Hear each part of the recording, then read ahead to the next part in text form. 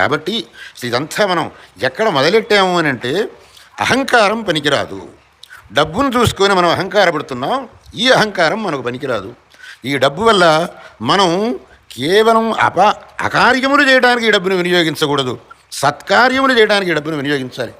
కాబట్టి ఆ అహంకారం అనేది మన మనస్సులో లేకుండా ఉండేట్టు మనం భగవంతుడిని ప్రార్థించాలి.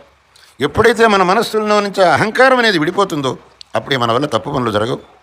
అలాగే మరో ప్రార్థన ఏమిటి అని అంటే, మనస్సులో ఆశలు ఎక్కువైతున్నాయి మనకు. ఇవాళ ఒకటి కావాలి అని అంటే అది దొరికిందంటే మరొకటి దాని మీద ఆశ, అది దొరికితే మరో దాని మీద ఆశ. ఈ ఆశలకు అంతు లేకుండా ఉంది. కానీ మన వల్ల ఈ ఆశలను తెంచుకోవడానికి వీలు కావటం లేదు. భగవంతుడి కృప ఒకటే కావాలి. అందుకు మనం భగవంతుడిని ప్రార్థించారట, భగవంతుడా నాకు ఆశలు రాకుండా చేయి.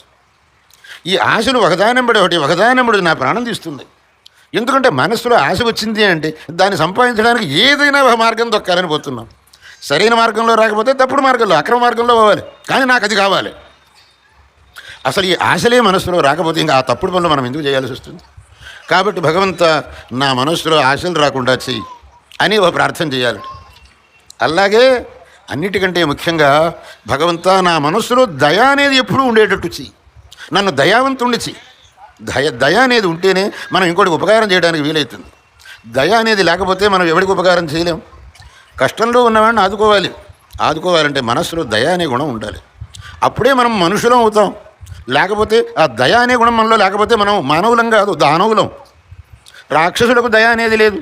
దయా సత్యంచ శౌచంచ రాక్షసానాం న విద్యతే. దయా సత్యం శౌచం ఇవి రాక్షసుల్లో లేవు. అవి మనలోనవి లేకపోతే మనకు వాళ్ళకు తేడా ఏమిటి? అందువల్ల మనం భగవంతుడిని ప్రార్థించాల్సింది, భగవంత నాకు దయ అనేది ఎప్పుడూ ఉండేటట్టు అనుగ్రహించయ్యా బాబు.